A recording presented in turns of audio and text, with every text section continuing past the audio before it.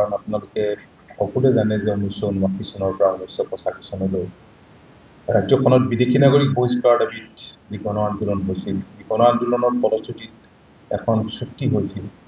সেই চুক্তি ৰূপায়ণৰ দিশত এক উল্লেখযোগ্য অগ্ৰগতি। সপ্তমলানি আলোচনাৰ অন্তত আমি আজি যি ৰিকমেণ্ডেশ্যন অনুমোদনাৱলী, এই অনুমোদনাৱলী ৰিপৰ্ট আজি মাননীয় মুখ্যমন্ত্ৰীৰ হাতত আমি অৰ্পণ কৰিম। আপোনালোকে জানে যে জাষ্টিছ বিপ্লৱ শৰ্মা ডাঙৰীয়াই যি প্ৰতিবেদন দিছিল, সেই প্ৰতিবেদন যথেষ্ট দিন আছিল, চৰকাৰৰ হাততে আছিল। লখিমপুৰত আছিল আইডেণ্টিফাই কৰা হৈছিলে। তাৰ ভিতৰত 40 আছিল ৰাজ্য চৰকাৰে কৰিব পৰা, আৰু 15টা আছিল কেন্দ্ৰীয় চৰকাৰৰ, আৰু 12টা আছিল কেন্দ্ৰীয় আৰু ৰাজ্য চৰকাৰে কৰিব পৰা। আজি এই আটাইখিনি বিষয়ৰ ওপৰত 40টা প্লাছ আৰু 12টা, যিখিনি প্ৰায় 52টা, এইখিনিৰ ক্ষেত্ৰত ৰাজ্য চৰকাৰে কেতিয়া কেনেকৈ কৰিব সেই সম্পৰ্কত আজি বিস্তৃতভাৱে আলোচনা কৰিলে। তো আপোনালোকে জানে যে লখিমপুৰত যি আমাৰ কেবিনেট বৈঠক হৈছিল, কেবিনেট বৈঠকৰ অন্তত আৰু ইয়াত সদৌ অসম ছাত্ৰ সন্থাৰ লগত হোৱা আলোচনা মৰ্মে মাননীয় বিত্তমন্ত্ৰীয়ে বাজেটত এইবাৰ ধাৰ্য কৰিছিল বিভিন্ন বিভাগত যে বিভাগৰ জৰিয়তে যিবিলাক কাম কৰিব লাগিব সেই সম্পৰ্কত আজি বহুখিনি কথা আলোচনা হৈছে। গতিকে খুব ভাল আলোচনা হৈছে। সদৌ অসম ছাত্ৰ সন্থাই তেওঁলোকে মুকলিমূৰীয়াকৈ ক্ষেত্ৰৰ কথা কৈছে, কেনেধৰণে কামখিনি আগবঢ়াই লৈ যাব, আৰু তেওঁলোকে পূৰ্ণ সহযোগিতা আগবঢ়াইছে, তেওঁলোকক আমি ধন্যবাদ জনাইছোঁ। ইয়াৰ উপৰিও বাকী কেন্দ্ৰীয় চৰকাৰৰ যিকেইটা বিষয় আছিল, সেই বিষয়কেইটাৰ সম্পৰ্কত তেওঁলোকে বিচাৰিছে যে জানুৱাৰীৰ ভিতৰত, 31 জানুৱাৰীৰ ভিতৰত কেন্দ্ৰীয় চৰকাৰৰ লগত এক ত্ৰিপাক্ষিক বৈঠকৰ আলোচনা কৰা হওক, ত্ৰিপাক্ষিক বৈঠক অনুষ্ঠিত কৰা হওক। আৰু মাননীয় মুখ্যমন্ত্ৰীয়ে তেওঁলোকক আশ্বাস দিছে, তেওঁলোক আশ্বস্ত হৈছে যাতে এখন ট্ৰাইপাৰ্টাইট টক অনুষ্ঠিত কৰিব পৰা যায় সোনকালে, যিমান সোনকালে হয় জানুৱাৰীৰ ভিতৰতে অনুষ্ঠিত কৰিব পৰা যায়। কাৰণ এই 15টা বিষয়ৰ ওপৰত ৰাজ্য চৰকাৰে কৰিব পৰা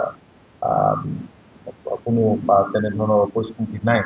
বাকীখিনি বিষয় ৰাজ্য চৰকাৰে খুব ক্ষিপ্ৰতাৰে আগবঢ়াই লৈ যাবলৈ ব্যৱস্থা লৈছে। আজি আমাৰ সভাখনত চিফ ছেক্ৰেটাৰী আৰু প্ৰায়বিলাক এই বিষয়বিলাকৰ লগত জড়িত, এই ৰিকমেণ্ডেশ্যনৰ লগত জড়িত চৰকাৰৰ যিবিলাক ছিনিয়ৰ অফিচিয়েলছ, সেই ছিনিয়ৰ অফিচিয়েলছবিলাকো উপস্থিত আছিল, ৰেভিনিউ আছিল, এগ্ৰিকালচাৰ আছিল, আজি প্ৰতিটো বিভাগৰে ছিনিয়ৰ অফিচিয়েলবিলাক উপস্থিত আছিল। আৰু তেখেতসকলক ইতিমধ্যেই মুখ্যমন্ত্ৰী ডাঙৰীয়াই নিৰ্দেশ দিছে কি ধৰণে কামখিনি আগবঢ়াই লৈ যাব লাগিব। ইয়াৰ উপৰিও এখন কমিটি, আছুৱে বিচৰা মতে এখন কমিটি গঠনৰ সিদ্ধান্ত হৈছে। আজি আছাম ৰেকৰ্ড ইমপ্লিমেণ্টেশ্যনৰ মন্ত্ৰীক চেয়াৰমেন হিচাপে লৈ আৰু মুখ্য সচিবগৰাকী ছিনিয়ৰ অফিচিয়েলছ লৈ পেলাই, আৰু মুখ্যমন্ত্ৰীয়ে কেনেধৰণে কমিটিখন বনাই দিয়ে, এখন কমিটি গঠন কৰাৰ কাৰণে কৈছে যাতে এই কামখিনি ইমপ্লিমেণ্টেশ্যনখিনি ঠিকমতে হয়, আৰু ঠিকমতে ফাষ্ট যাতে হয়, আৰু ঠিকমতে যাতে মনিটৰিং হয়। এইখিনি কথাত আজি আমি সকলোৱে একমত প্ৰকাশ কৰিছোঁ যে তিৱাৰী কমিশ্যনৰ যোনটো ৰিপৰ্ট নেলীৰ সম্পৰ্কত ঠিকে আছে, কিন্তু মেহতা আয়োগ এখন গঠন কৰিছিলে। গতিকে মেহতা আয়োগখনো ইয়াত লেট কৰিব, ৰিপৰ্টটো লেট কৰিবৰ কাৰণে তেওঁলোকে অনুৰোধ জনাইছিলে, আৰু সেইটো মুখ্যমন্ত্ৰীয়ে এগ্ৰী কৰিছে, সন্মতি জনাইছে। 1 নম্বৰ আছিলে in pursuance of the mandate given by the government of Assam, the subcommittee considered the following measures for effective and time-bound implementation of the Assam Accord.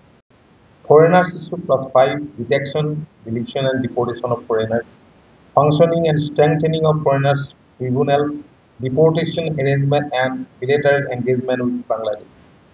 Our constitutional safeguard clause 6, examination of the recommendations of the high-level committee chaired by Justice Biplab Sharma, safeguarding relating up to land rights, political representation, language, culture and socio-economic interests of the indigenous Assamese people.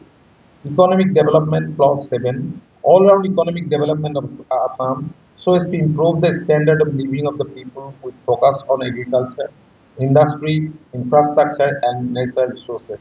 এই সম্পৰ্কটো আজি agriculture, এই ডিপাৰ্টমেণ্টবিলাকক আজি মুখ্যমন্ত্ৰী ডাঙৰীয়াই involve কৰি বিস্তৃতভাৱে আছুৰ লগত বহি আলোচনা কৰাৰ কথা কৈছে আমাৰ প্ল্যানিংখিনি কৰাৰ কথা তেখেতসকলৰ আগত আমি প্ৰকাশ কৰিবলৈ কৈছে Revival of Sikh industries, modernization of existing industries, and setting up of downstream industries based on oil and natural gas. Establishment of National Institutes on Education and Science and Technologies in Assam. Border security, sealing of the Assam-Bangladesh border including riverine areas, strengthening of the second line of defense and technological surveillance. Fifth, protection of government land, tribal belt and blocks, prevention of enforcement on government land, tribal belts, forest land, and software land. Updation of finalization of National Register of Citizens, including re-verification of anomalies. Flood and erosion report আছে declaration of flood and erosion as a national problem and mitigation measures. এইবিলাকে মোটামুটি এনেধৰণে close বাই close details এখন আমি তেনেধৰণৰ recommendation prepare কৰি দিয়ে মাননীয় মুখ্যমন্ত্ৰীহঁতৰ দিছোঁ বহুত ডাঙৰ হয় সেইকাৰণে জাষ্ট থুলমূলকৈ মই পইণ্টকেইটা আপোনাক